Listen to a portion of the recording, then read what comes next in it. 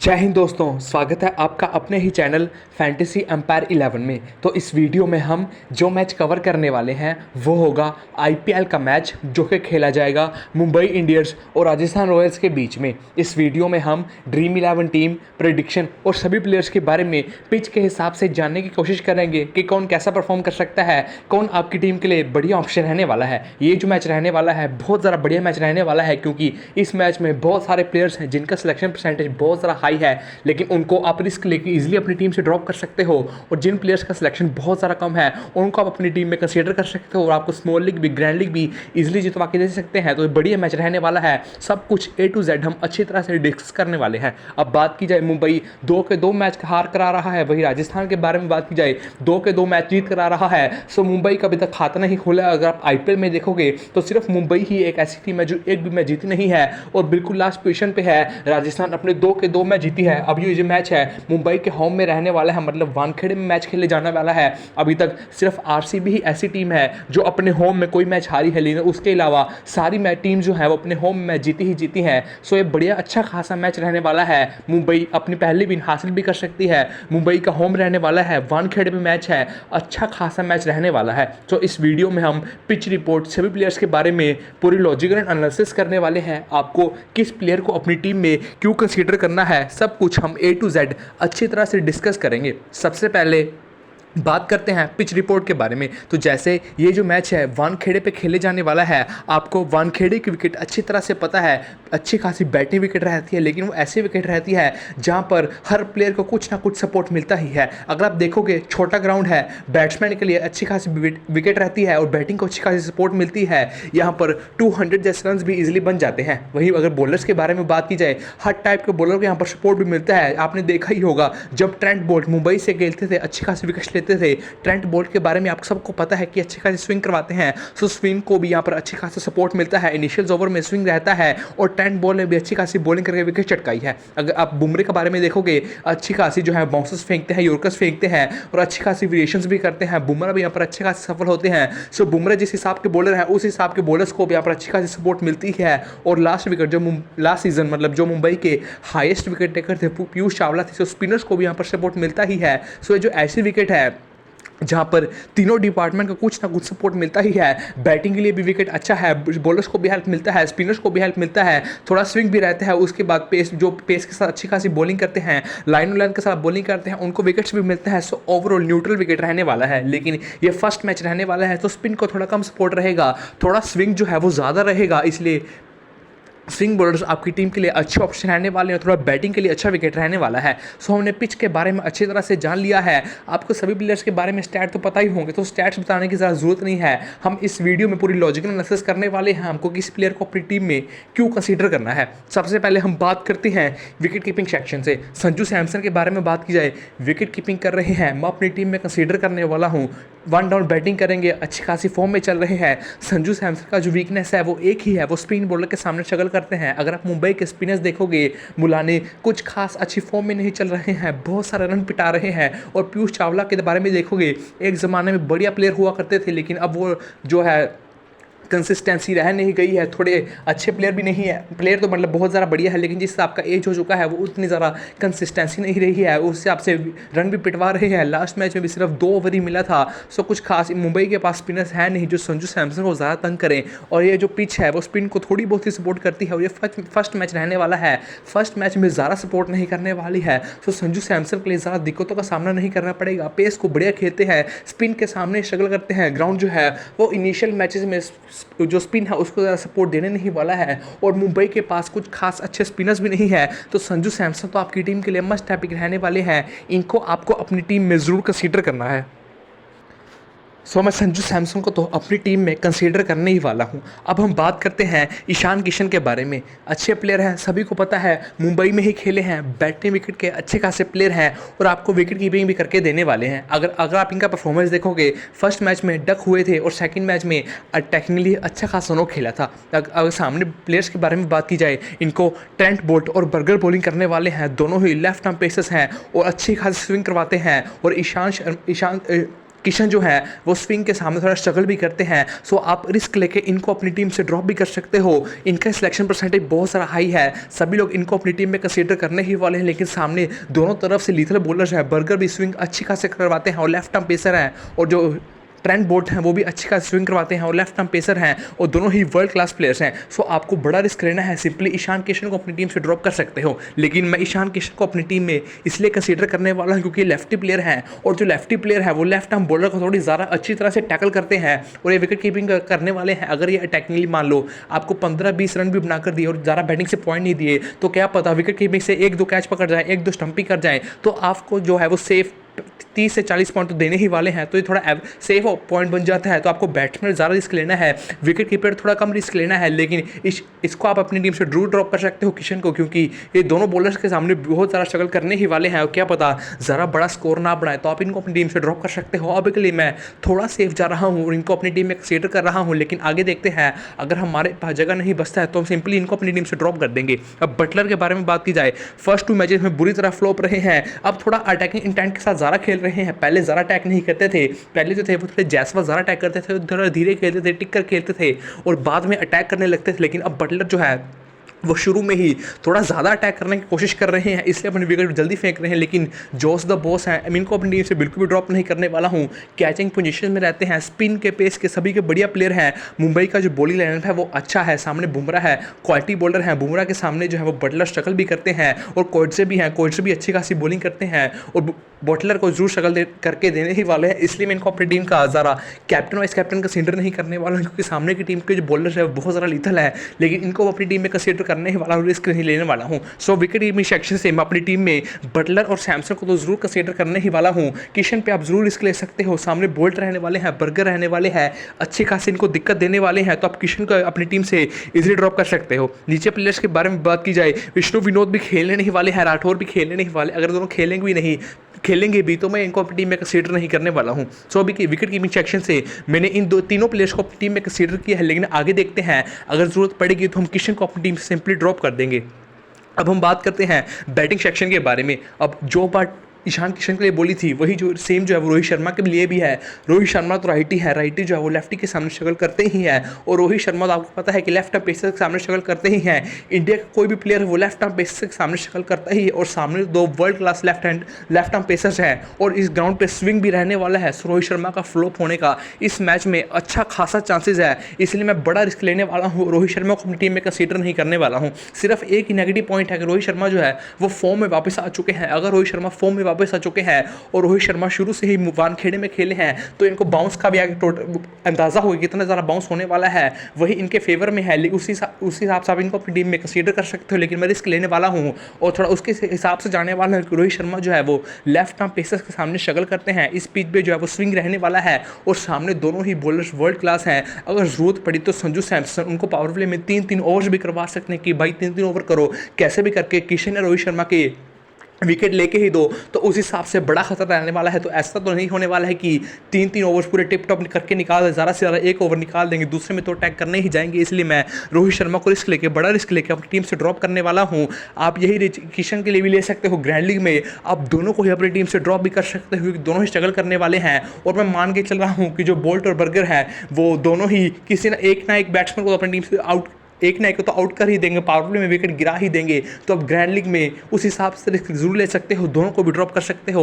सो रोहित शर्मा के बारे में मैंने अच्छी तरह से बता दिया है, आपको क्यों कंसीडर करना चाहिए, क्यों कंसीडर नहीं करना चाहिए। कंसीडर करना चाहिए कि सिर्फ एक ही पॉजिटिव पॉइंट है, एक तो इनके फॉर्म में आ गए हैं और शुरू से ही मुंबई में खेले हैं, तो पिच के बारे में अच्छी तरह से पता है। अब जायसवाल के बारे में बात की जाए, थोड़ा ओवर अटैकिंग के लिए जा रहे हैं, लेकिन थोड़ी कैचिंग पोजीशन में रहते हैं, बढ़िया प्लेयर है, यंग टैलेंटेड प्लेयर है, मोस्ट प्रोबेबली इंडियन टीम में भी खेलने ही वाले हैं। अपनी टीम से मैं ड्रॉप नहीं करने वाला हूँ, कमाल के प्लेयर हैं, सामने बॉलर्स बढ़िया है, लेकिन फिर भी मैं इनको ड्रॉप नहीं करने वाला हूँ। कमाल के प्लेयर है, फॉर्म भी बहुत सारा बढ़िया चल रहा है, टेस्ट मैच में भी क्या कमाल का खेल कर आ रहे हैं। भले ही IPL के 2 मैचेस में कुछ खास अच्छा परफॉर्म नहीं किया है, थोड़ा ओवर अटैक करने गए हैं, लेकिन इस मैच में मैं ड्रॉप नहीं करने वाला हूं। अब तिलक वर्मा के बारे में बात की जाए, आपकी टीम के लिए अच्छे खासे ऑप्शन रहने वाले हैं। सिलेक्शन परसेंटेज इनका भले ही 80% है, पहले 2 मैचेस में इन्होंने परफॉर्म भी किया है, लेकिन मोस्ट प्रोबेबली इनको लोग जो है वो अपनी टीम में कंसीडर नहीं करने वाले हैं, क्योंकि थोड़े बड़ा नाम नहीं है तिलक वर्मा। लेकिन आपकी टीम के लिए अच्छे खासे ऑप्शन रहने वाले हैं, क्योंकि हमने ये एज्यूम किया है कि रोहित शर्मा जो ईशान किशन जो है वो अर्ली विकेट्स गिरने वाली हैं, बोल्ट और बर्गर उनको आउट करने ही वाले हैं। सो अगर मुंबई का अर्ली विकेट्स गिरता है तो ऐसे प्लेयर्स ही हैं जो मुंबई को संभालने वाले हैं मिडिल ऑर्डर्स में आके। तो अगर मिडिल ऑर्डर में आकर संभालेंगे तो इनका अच्छा खासा चांसेस अच्छे खासे रन बनाने का, इसलिए मैं तिलक वर्मा को अपनी टीम में कंसीडर कर रहा हूँ। अब ग्रैंड लीग में ऐसा जो कॉम्बिनेशन भी जरूर ट्राई कर सकते हो, मुंबई के ओपनर्स को ड्रॉप करके तिलक वर्मा को अपनी टीम कैप्टन भी कर सकते हो, क्योंकि ये अटैकिंग इंटेंट के साथ तो अच्छे खासे खेलते ही हैं, लेकिन ये धीरे टिक कर भी खेल सकते हैं, उस हिसाब से भी इनिंग्स को बिल्ड कर सकते हैं। सो प्रॉपर अच्छे खासे प्लेयर है, इनको अपनी टीम में कंसीडर करने ही वाला है, क्योंकि मैं मान के चल ही रहा हूँ क्योंकि जो बोल्ट और बर्गर है मुंबई का ओपनिंग ऑर्डर जो है वो लेके जाने ही वाले हैं। तो तिलक वर्मा का अच्छा खासा बैटिंग आने वाला है, मैं तिलक वर्मा को अपनी टीम में जरूर से जरूर कंसीडर करने वाला हूँ। टिम डेविड के बारे में बात की जाए, अच्छे खासे अटैकिंग प्लेयर हैं, लास्ट में ही आते हैं, लोअर मिड ऑर्डर के प्लेयर हैं, हिटिंग करने के लिए आते हैं। मुंबई की विकेट इनको रास आने वाली है, ग्राउंड भी छोटा है, हिटिंग अच्छी खासी करने वाले हैं। अगर आप राजस्थान के डेथ बॉलर्स देखोगे तो कुछ खास अच्छे नहीं हैं, मतलब अच्छे तो हैं, उस हिसाब से बॉलिंग नहीं करते, जैसा अवेश खान है, संदीप शर्मा है, कुछ बड़े नाम नहीं है, उस हिसाब से बॉलिंग भी अच्छी खास नहीं करते, लेकिन इसलिए टिम डेविड जो है वो उनको इजीली पीट सकते हैं। तो आपकी टीम के लिए अच्छे खासे ऑप्शन रहने वाले हैं, लेकिन स्मॉल लीग में ज़्यादा रिस्क लेने का मतलब बनता नहीं है, आपको सिर्फ ग्रैंड लीग में रिस्क लेना है। ऐसा रिस्क मैं स्मॉल लीग में लेने के लिए नहीं कहूँगा, लेकिन आप ग्रैंड लीग में जरूर से जरूर ट्राई कर सकते हो। टिम डेविड का भी अच्छा खासा बैटिंग आ सकता है, अगर बोल्ट और बगर कुछ ज़्यादा ही परफॉर्म कर दिए और मुंबई का टॉप ऑर्डर के साथ थोड़ा मिडिल ऑर्डर के भी अच्छे खासे प्लेयर आउट कर दिए तो इनका बैटिंग अच्छा खासा आने वाला है। और उसके बाद राजस्थान का बॉलिंग है, संदीप शर्मा है, अवेश खान है, वो ज़्यादा विकेट टेकिंग बॉलर नहीं है, थोड़ा रन बचाने को ज़्यादा जाते हैं, उस हिसाब से टिम डेविड अच्छा खासा परफॉर्मेंस करके जरूर दे सकते हैं। अब नीचे बात की जाए, हेटमेयर बैटिंग ऑर्डर बहुत ज़्यादा नीचे है और इस सीजन कुछ खास अच्छा परफॉर्मेंस पुटअप भी नहीं कर पाए हैं अभी तक, इसलिए मैं ज़्यादा कंसीडर नहीं करने वाला हूं। जुरेल के बारे में बात की जाए, बैटिंग ऑर्डर नीचे है, प्लेयर बढ़िया है, दोनों मैचेस में 20-20 अच्छा खासा नोक भी खेला है, डिसेंट ऑप्शन रहने वाले हैं, लेकिन स्मॉलिंग में मैं आपको ज़्यादा कहने नहीं वाला हूँ, ज़्यादा लेने का मतलब बनता नहीं है। Dewald Brevis as a impact player जरूर आ सकते हैं, आप अपनी टीम में कंसीडर कर सकते हो अगर खेलते हैं। अटैकिंग प्लेयर है, अच्छे खासे इंटेंट के साथ खेलते हैं, स्पिन को बढ़िया खेलते हैं, पेस को भी बढ़िया खेलते हैं, बेबी एबी के नाम से जाने जाते हैं, अच्छे प्लेयर है, जरूर ट्राई कर सकते हो। लेकिन अभी के लिए मैं इनको भी ज़रा स्मॉलिंग में कंसीडर करने नहीं वाला हूँ। स्काई तो अभी इंजर्ड चल रहे हैं, मोस्ट प्रोबेबली खेलने नहीं वाले हैं, वापस आते हैं तो मोस्ट प्रोबेबली नमनधीर की जगह पर ही वापस आने वाले हैं। रोमन पोवल खेल सकते हैं, लेकिन मोस्ट प्रोबेबली बर्गर ही खेल रहे हैं, आपको पता चल ही जाएगा। रोमन पोवल को ज़रा कंसीडर करने का खास मतलब बनता नहीं है, अगर इनका बैटिंग आएगा भी तो लोअर मिड ऑर्डर में ही आने वाला है, तो मोस्ट प्रोबेबली इनका ज़रा कुछ खास बैटिंग आएगा भी नहीं, तो क्या पता कैसा परफॉर्म करे, तो अभी के लिए इजीली ड्रॉप कर सकते हो। टॉम कलर कैटमोर भी नहीं खेलने वाले हैं, अटैकिंग प्लेयर हैं, अगर खेलते हैं तो भी ज़्यादा लेने का कुछ खास मतलब बनता नहीं है। दोनों ही टीम्स के पास अच्छे खासे क्वालिटी बॉलर्स हैं, तो क्या पता फेल कर जाएं, तो मैं इसको कंसीडर नहीं करने वाला हूँ। वडेरा भी नहीं खेलने वाले हैं, अच्छे खासे प्लेयर हैं, टेक्निकली साउंड प्लेयर हैं, धीरे खेलते हैं, टिकर खेलते हैं, पंजाब के लिए डोमेस्टिक क्रिकेट खेलते हैं, अच्छे खासे प्लेयर हैं, अगर खेलते हैं तो आपकी टीम के लिए डिसेंट ऑप्शन रहने वाले हैं, मिडिल ऑर्डर में आते हैं। और जैसे कि हमने बात की है कि मुंबई का टॉप ऑर्डर जल्दी आउट हो सकता है, तो उस केस में आपकी टीम के लिए अच्छे खासे ऑप्शन आने वाले हैं, जरूर कंसीडर कर सकते हो। नीचे दुबे शर्मा को मोस्ट प्रोबेबली कोई भी नहीं खेलने वाले हैं, सो अभी के लिए थोड़ा बड़ा रिस्क लिया है, रोहित शर्मा को ड्रॉप किया है और अपनी टीम में जायसवाल और तिलक वर्मा को ही कंसीडर किया है। आपको सेफ जाना है तो आप अपनी टीम में जो है रोहित शर्मा को भी ज़रूर से ज़रूर कंसीडर कर सकते हो। अब हम बात करते हैं ऑलराउंडर्स के बारे में। पराग जिस हिसाब का फॉर्म चल रहा है, कमाल के प्लेयर हैं, टेक्निकली साउंड बैट्समैन भी है, स्पिन को पेस को सभी को बढ़िया खेलते हैं। डोमेस्टिक क्रिकेट में असम से 1 डाउन 2 डाउन ही बैटिंग करते हैं, इस सीज़न उनको वही रोल मिला है, 2 डाउन बैटिंग कर रहे हैं, इसलिए अच्छा खासा परफॉर्मेंस करके दे रहे हैं। पहले कुछ सीजन में फिनिशिंग का रोल मिलता था, फिनिशिंग कुछ खास अच्छी कर नहीं पाते थे, लेकिन अब 2 डाउन बैटिंग मिल रहा है, अच्छे खासे परफॉर्मेंस दे रहे हैं, स्पिन को बढ़िया मार रहे हैं, पेस को बढ़िया मार रहे हैं। और एंड्रिक नोटिया को जिस हिसाब से मारा था, कमाल की बैटिंग की थी, सिक्सेस अच्छे खासे बनाए थे, फॉर्म अच्छा चल रहा है। बॉलिंग नहीं करने वाले हैं, भले ही ऑलराउंडर सेक्शन में गिवन है, लेकिन बॉलिंग नहीं करने वाले हैं, आपको सिर्फ एज अ बैटर ही देखना है, लेकिन कैचिंग पोजीशन में भी रहते हैं, वहाँ पर एडवांटेज देने वाले हैं, अच्छे खासे कैचेस पकड़ते हैं मैच में, लॉन्गों पर फील्डिंग करते हैं, अच्छे खासे कैचेस भी पकड़ते हैं, तो आपकी टीम के लिए डिसेंट ऑप्शन आने वाले हैं, जरूर कंसीडर कर सकते हो। लेकिन अभी के लिए मुझे लगता है कि बटलर और जायसवाल इस मैच में थोड़ा परफॉर्मेंस करके देने वाले हैं, तो वो ज़्यादा ओवर खेलने वाले हैं, अगर वो ज़्यादा ओवर खेलेंगे तो इनका बैटिंग टू आने वाला है, थोड़ा कम आएगा तो ज़रा अटैक करेंगे, अगर जल्दी में अटैक करने गए तो क्या जल्दी आउट भी हो जाएंगे, तो इसलिए मैं इनको अपनी टीम में अभी के लिए कंसीडर नहीं कर रहा हूं, लेकिन मैं हार्दिक पांड्या को जरूर कंसीडर करने वाला हूं। अब मुंबई का मुझे पता नहीं चल रहा है कि क्या कर रहे हैं। अगर सीरियसली बताऊं, अगर आप लास्ट मैच में देखोगे, इन्होंने एज इम्पैक्ट प्लेयर अपना कौन लेके आए, रोमारियो शेफर्ड। अगर आपको रोमारियो शेफर्ड को ही एज इम्पैक्ट प्लेयर लेके आना था तो आप फर्स्ट इनिंग में ही ले आते, और लास्ट जो ओवर था वो मुलानी को करवाने की जरूरत ही नहीं पड़ती। रोमारियो शेफर्ड भी अच्छी खासी बॉलिंग कर सकते थे, और फर्स्ट मैच में हार्दिक पांड्या क्यों अपने आप को डिमोट कर दे वो मुझे बिल्कुल भी समझ नहीं आया। सो मुंबई का भी जो कैप्टनसी है, हार्दिक पांड्या का कैप्टनसी है, वो बिल्कुल भी समझ नहीं आ रहा है किस हिसाब से परफॉर्मेंस कर रहे हैं और किस हिसाब से रोटेशन कर रहे हैं अपने प्लेयर्स की।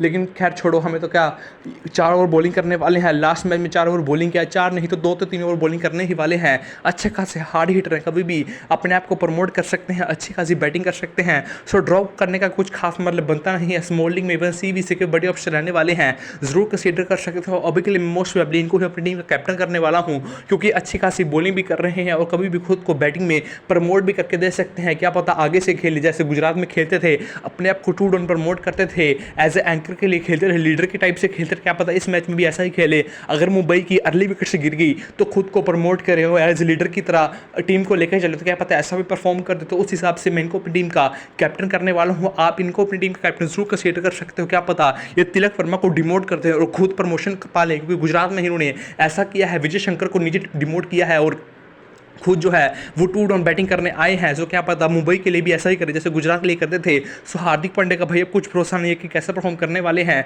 सो आप देखते हैं कैसे परफॉर्म करेंगे, लेकिन अभी के लिए मुझे जहां तक लगता है कि ऐसा जरूर कर सकते हैं, क्योंकि मुंबई 2 मैच हार चुका है। उस हिसाब से क्या पता अपने आप को प्रमोट कर दें और तिलक वर्मा को डिमोट कर दें। उस हिसाब से आपकी टीम के लिए बेस्ट कैप्टन ऑप्शन आने वाले हैं। मैं इनको अपनी टीम में जरूर कंसीडर करने वाला हूँ। बैट्समैन तो अच्छे है ही, और बॉलिंग में भी अच्छी खासी बॉलिंग कर रहे हैं, कभी विकेट लेकर जा सकते हैं।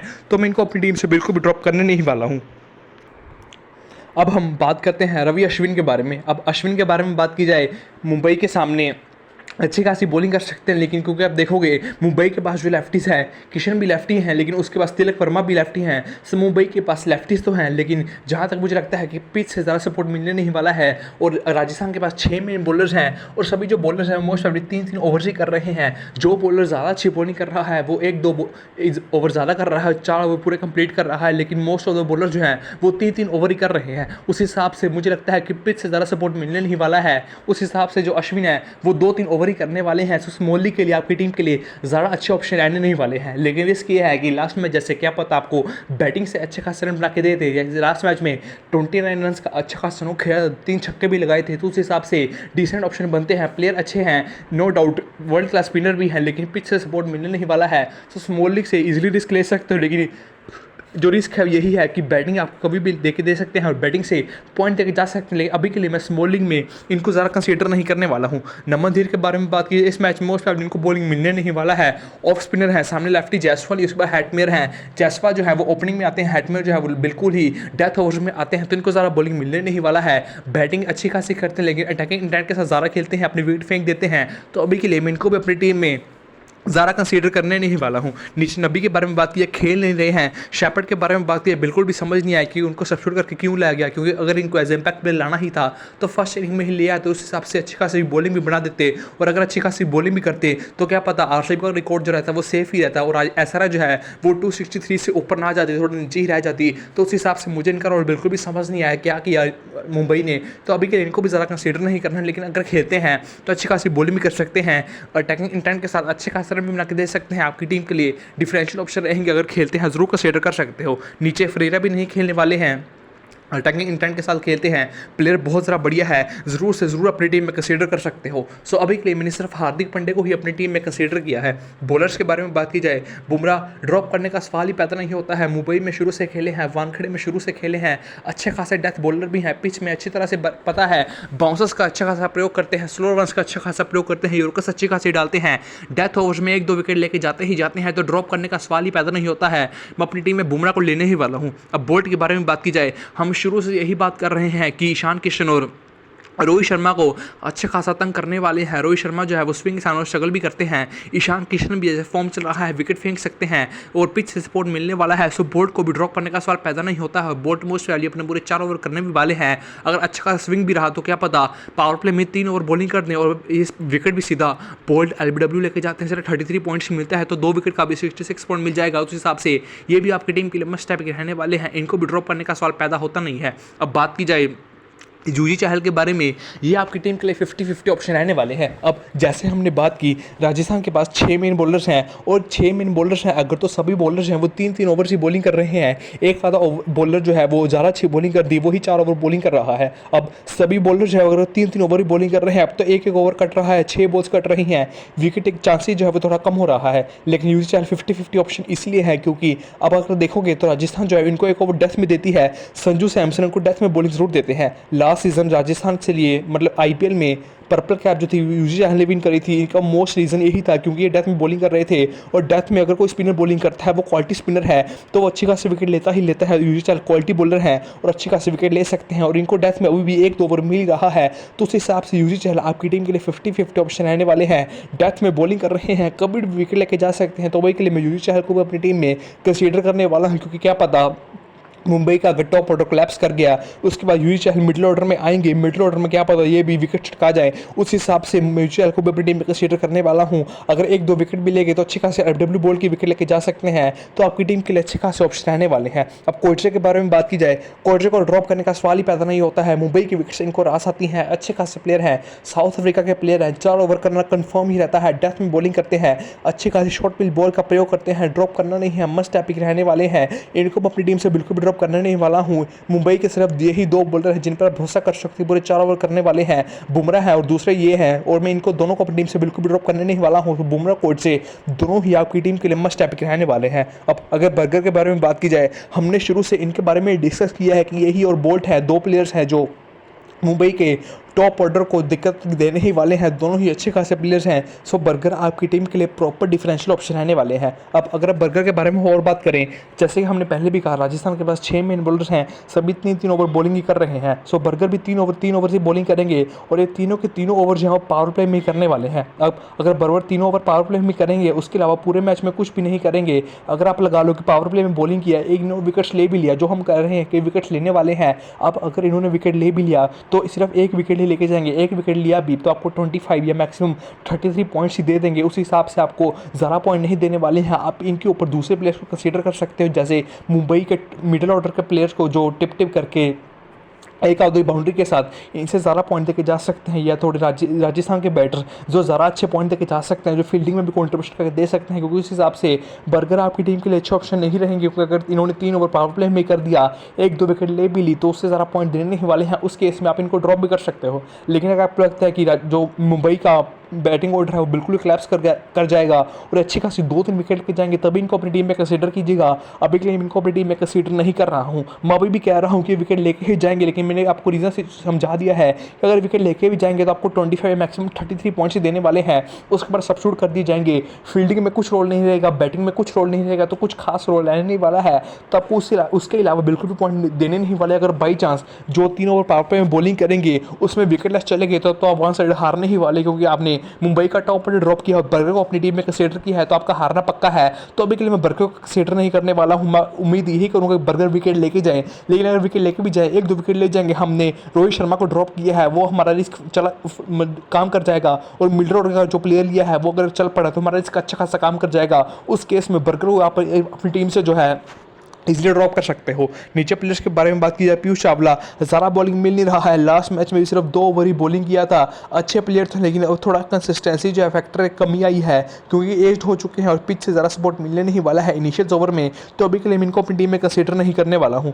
अब आवेश खान के बारे में बात की जाए, प्लेयर अच्छे हैं, लेकिन जैसे कि मैंने कहा डेथ में थोड़ा रन बचाने के लिए ज़्यादा जाते हैं, उस हिसाब से मैं इनको अपनी टीम में कंसीडर नहीं करने वाला हूँ। संदीप शर्मा भी ऐसे ही प्लेयर हैं, डेथ में बॉलिंग करते हैं, लेकिन ये भी थोड़ा रन बचाने के लिए ज़्यादा चाहते हैं, इसलिए इनको मैं अपनी टीम में कंसीडर नहीं करने वाला हूँ। नीचे मोस्ट वैल्यू और कोई भी ऑप्शन अवेलेबल नहीं है। सो अभी के लिए ये 10 प्लेयर्स तो आपकी टीम के लिए मस्ट टाइप कहने वाले हैं, इन 10 प्लेयर्स को अपनी टीम में जरूर कंसीडर करना है। अब 11th ऑप्शन के बारे में बात की जाए, मरियान पराग को अपनी टीम में कंसीडर कर रहा हूँ, क्योंकि जैसा कि मैंने कहा बर्गर एक विकेट भी लेंगे तो आपको 25 या मैक्स 33 पॉइंट दे देंगे, और रियान पराग तो ऐसे प्लेयर हैं जो कैचिंग पोजीशन में रहते हैं, कभी कभी हर मैच में, मतलब कभी कभी किसी मैच में 3-4 कैच भी इजीली पकड़ जाते हैं, 4 कैच ही पकड़ लिए तो सीधा आपको 32 पॉइंट देके चले जाएंगे। उस हिसाब से बर्गर की 1 विकेट, इनकी 4 कैच ही हो जाएंगे, और इनका बैटिंग फॉर्म तो अच्छा चल ही रहा है, उस हिसाब से मैं अपनी टीम में जो है वो रियान पराग को ही कंसीडर कर रहा हूँ। सो अभी के लिए मेरी टीम कुछ इस प्रकार की बन रही है, आपको बड़ा रिस्क लेना है, अगर लगता है बर्गर अच्छा खासा परफॉर्म करेगा, रियान पराग को ड्रॉप करके बर्गर ले सकता है, लेकिन उसके भी बड़ा रिस्क लेना है तो सिंपली ईशान किशन को भी अपनी टीम से ड्रॉप करके बर्गर को ले सकते हो। लेकिन अगर आपको ये रिस्क लेना है तो ये भी थोड़ा बड़ा रिस्क हो जाएगा, क्योंकि देखोगे ईशान किशन लगा लो फ्लॉप हो गए, बर्गर उनके विकेट ले गए, ईशान किशन ने 10-15 रन ही किए और बर्गर विकेट ले गए, लेकिन उस केस में बर्गर सब्स्टिट्यूट कर दिए जाएंगे, आपको उसके अलावा पॉइंट नहीं देने वाले, लेकिन ईशान किशन विकेट कीपिंग करने वाले हैं। सो एक कैच कर दे, स्टंप कर दिया तो उनके बराबरी चले जाएंगे, तो उस केस में किशन ही आपकी टीम के लिए सेफ ऑप्शन आने वाली है, इसलिए मैंने अपनी टीम में किशन को कंसीडर किया है। सो अभी के लिए मेरी टीम कुछ इस प्रकार की है। अब हम बात करते हैं CBC ऑप्शंस के बारे में, जो बेस्ट ऑप्शन है। सबसे पहले हार्दिक पांड्या बेस्ट ऑप्शन है, जायसवाल बेस्ट ऑप्शन है, संजू सैमसन और जोस बटलर दोनों ही अच्छे ऑप्शंस है, और बॉलिंग में जसप्रीत बुमराह बेस्ट ऑप्शन है। ओवरऑल ये 5 बेस्ट ऑप्शंस है। अभी के लिए मैंने अपनी कैप्टनसी जो हार्दिक पांड्या को दी है, क्योंकि जैसे कि मैंने कहा अगर मुंबई का टॉप ऑर्डर कोलैप्स कर गया तो ये बंदा क्या पता अपने आप को प्रमोट कर दे, जैसे गुजरात में करता था, विजय शंकर को डिमोट कर देता था, खुद को प्रमोट हो जाता था, तो क्या पता मुंबई में ऐसा ही करे, एज ए लीडर खेले, अपने आप को प्रमोट कर दे, उस हिसाब से अच्छा खासा बैटिंग आएगा। और बंदा बॉलिंग तो अच्छी खासी कर ही रहा है, पूरे मतलब कंप्लीट ओवर्स कर रहा है, उस हिसाब से टॉप CBC का कंटेंट रही है, इसलिए इसी को ही अपनी टीम का मैं कैप्टन करने वाला हूँ। अब VC के बारे में बात की जाए, बटलर थोड़ा ओवर अटैकिंग के चक्कर में खेल रहा है तो ड्रॉपेबल है, और जायसवाल भी थोड़ा ओवर अटैक कर रहा है, सामने क्वालिटी बॉलर है तो अपना विकेट कभी भी फेंक सकता है, इसलिए इनको मैं अपनी टीम का CBC ड्राइव करने नहीं वाला हूं। अब जो बचे 2 ऑप्शन है वो बुमराह है और संजू सैमसन है। संजू सैमसन के बारे में बात की जाए, पिच सपोर्ट करने वाली है, सिर्फ एक स्ट्रगल है स्पिन, मुंबई का स्पिन डिपार्टमेंट कुछ खास अच्छा नहीं है, सभी तरह से प्रॉफिट ही प्रॉफिट है, विकेट कीपिंग करके देंगे आपको, वहाँ से पॉइंट देके जा सकते हैं। सो सभी केसेस में जो है संजू सैमसन आपको प्रॉफिट देने वाले हैं, तो CBC के बढ़िया ऑप्शन रहने वाले हैं। लेकिन अभी के लिए मैं रिस्क लिया हूँ, बुमराह को अपनी टीम का वाइस कैप्टन करूँगा, क्योंकि मुंबई को मतलब वानखेड़े को अच्छी तरह से जानते हैं, डेथ में बंडल्स में विकेट लेते हैं, उस हिसाब से मैं अपनी टीम का वाइस कैप्टन है रिस्क लेके करने वाला हूँ जसप्रीत बुमराह को। बाकी आपको फाइनल अपडेट सारा टेलीग्राम पर ही मिलने वाला है, आपको टेलीग्राम जरूर से जरूर ज्वाइन करना है।